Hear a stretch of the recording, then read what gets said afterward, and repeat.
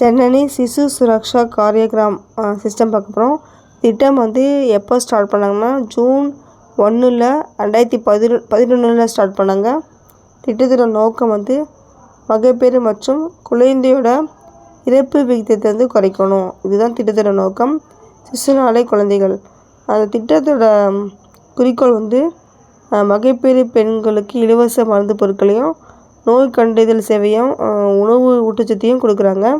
குறிக்கோள் மகப்பேறுடைய பெண்களுக்கு வந்து அவர்கள் வீடுகளுக்கே சென்று கூட்டிகிட்டு போயிட்டு பிரசவ மருத்துவமனைக்கு கொண்டு போய் விடுறாங்க.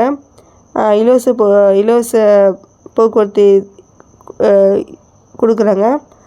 சிக்கலான நிலை வந்துச்சுன்னா வேறு மருத்துவமனைக்கு கொண்டு போய் வந்து விடுறாங்க.